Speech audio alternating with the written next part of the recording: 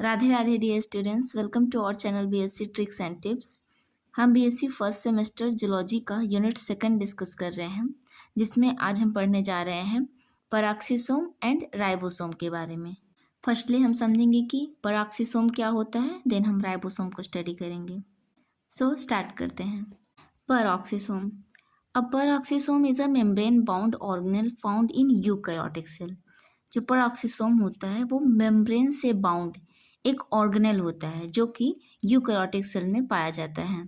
It plays a crucial role in various metabolic process including the breakdown of fatty acid and the detoxification of harmful substance like hydrogen peroxide. यह cell के अंदर बहुत सारे various functions को perform करता है, जैसे कि फैटी एसिड का ब्रेकडाउन करता है एंड डिटॉक्सिफिकेशन में भी हेल्प करता है। डिटॉक्सिफिकेशन का मतलब होता है कि सेल के अंदर साइटोप्लाज्म में जितने भी डेब्रीज होंगे, वेस्ट होंगे, कूड़ा करकट होगा, उसको क्या करेगा, डिटॉक्सिफाई कर देगा, यानी कि रिमूव करेगा। Peroxisome are involved in wide range of cellular functions, including the lipid metabolism, reactive oxygen species, detoxification and signaling.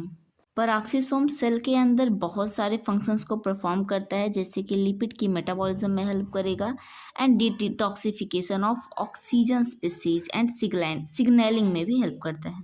Peroxisome are different in size, number and enzyme content, adapting to different cell type and environmental condition. Peroxisome cell के अंदर different size के हो सकते हैं, different numbers में हो सकते हैं, और डिफरेंट पेरोक्सीसोम्स का जो एंजाइम कंटेंट्स होता है वो भी डिफरेंट हो सकता है। देखिए, ये हमारे पेरोक्सीसोम का स्ट्रक्चर है जो कि लिपिड बाई लेयर की सिंगल मेम्ब्रेन से कवर्ड होता है। ये क्या है, लिपिड बाई लेयर की बनी हुई सिंगल मेम्ब्रेन है और इसके अंदर एंजाइम प्रेजेंट्स होते हैं, और ये बीच में होता है क्रिस्टलाइन कोर। क्रिस्टलाइन कोर क्या होता है, क्रिस्टलाइन कोर एक ऐसा एरिया होता है जहाँ पे जो एंजाइम का कंसंट्रेशन होता है वो बहुत ही ज़्यादा होता है, और जो क्रिस्टलाइन कोर होता है वो मोस्ट ऑफ द पेरोक्सीसोम्स में नहीं पाया जाता है, ये सिर्फ कुछ पेरोक्सीसोम में स्पेसिफिक लोकेशंस पे ही पाया जाता है। नेक्स्ट हम इसके स्ट्रक्चर के बारे में स्टडी करते हैं। Peroxisome are enclosed by single lipid bilayer membrane. Inside membrane is a dense matrix contain various enzymes. Membrane के अंदर क्या था, एंजाइम्स प्रेजेंट थे ना, वही बता रहे हैं कि inside membrane dense contain various enzymes. A crystalline core में present in some peroxisome but it is not a universal feature. देखिए, यहाँ पे क्रिस्टलाइन कोर के बारे में बताया जा रहा है कि ये कुछ जो है पेरोक्सीसोम में पाया जाता है, बट कोई ये यूनिवर्सल फीचर नहीं है, मीन्स कि ये कोई ऐसा फीचर नहीं है जो कि सब पेरोक्सीसोम में प्रेजेंट होता है. नेक्स्ट हम इसका फंक्शन देखेंगे। फैटी एसिड ब्रेकडाउन, ये फैटी एसिड का ब्रेकडाउन करता है। H2A2 डिटॉक्सिफिकेशन, यानी कि हाइड्रोजन पर ऑक्साइड के डिटॉक्सिफिकेशन में हेल्प करता है। लिपिड की सिंथेसिस करता है, metabolism of amino acid and detoxification of harmful compounds. तो यहाँ पे हमारा पेरोक्सीसोम कंप्लीट होता है। अब नेक्स्ट हम राइबोसोम के बारे में स्टडी करेंगे। Ribosome. Ribosome first discovered by George Palade. That's why ribosome are called as Palade particle. Ribosome को सबसे पहले जॉर्ज पैलाडे ने डिस्कवर किया था, इसीलिए इसको हम पैलाडे पार्टिकल भी बोलते हैं. Ribosome are cellular structure responsible for protein synthesis, acting as a molecular machine that translate genetic information into functional protein. Ribosome का मेन फंक्शन होता है कि ये प्रोटीन की सिंथेसिस में भाग लेता है, और प्रोटीन की सिंथेसिस कैसे करेगा, जो एमआरएनए का स्टैंड होता है उस पर जो जेनेटिक इन्फॉर्मेशन होते हैं उसको कॉपी करके ट्रांसलेशन की प्रोसेस को कंप्लीट करता है, जिसके थ्रू प्रोटीन की सिंथेसिस होती है. They are made up of ribosomal RNA, जिसको हम आरआरएनए बोलते हैं, and protein, and found in both prokaryotic and eukaryotic sales.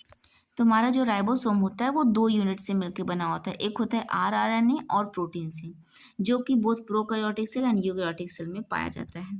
देखिए, यहाँ पे राइबोसोम का स्ट्रक्चर दिया गया है. तो राइबोसोम जो है बेसिकली दो यूनिट से मिलकर बना हुआ होता है, एक होता है लार्जर सब यूनिट, एक होती है smaller sub unit. Larger sub unit में क्या होते हैं, तीन साइड्स होते हैं, ए साइट, पी साइट और ई साइड्स. ये तीनों जो साइड्स होते हैं इसमें जो पी वाला साइट होता है इसमें पेप्टाइड बॉन्ड की सिंथेसिस होती है और पेप्टाइड बॉन्ड बने किसके हुए होते हैं, एमिनो एसिड्स के। और इन्हीं पेप्टाइड बॉन्ड्स की फर्दर फोल्डिंग होती है, मॉडिफिकेशंस होता है तो किस में कन्वर्ट हो जाते हैं, हमारे प्रोटीन के स्ट्रक्चर्स में। और ये है हमारा एमआरएनए का स्टैंड, जहाँ पे हमारी ये जो स्मॉलर सब यूनिट है फर्स्टली बाइंड करती है एमआरएनए के स्टैंड से। आइए हम इसके स्ट्रक्चर को समझते हैं। Ribosome consist of two sub unit, smaller sub unit and larger sub unit. The smaller sub unit bind to the mRNA while the larger subunit bind to the tRNA and mRNA।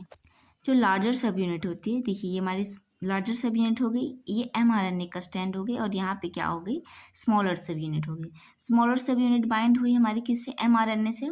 और यहाँ पे जो तीनों side से, इन तीनों side से क्या करेगा, टीआरएनए फर्स्टली इस साइड में आएगा, ए वाले साइड में, देन पी साइड पे आके एमिनो एसिड प्रोवाइड कर देगा और ई साइड से एग्जिट कर जाएगा।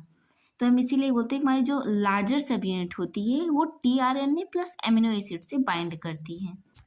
In prokaryotes, 70S ribosome and in eukaryotes, 80S ribosomes are found। Prokaryotes में जो होते हैं 70S टाइप के राइबोसोम पाए जाते हैं एंड यूकैरियोट्स में 80S टाइप के पाए जाते हैं। एस क्या होता है, एक स्वेडबर्ग यूनिट होता है। नेक्स्ट हम राइबोसोम का फंक्शन देखेंगे।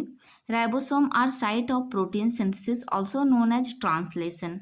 तो राइबोसोम क्या होता है, प्रोटीन सिंथेसिस की मेन साइट होती है, इसीलिए हम इसको ट्रांसलेशन भी बोलते हैं।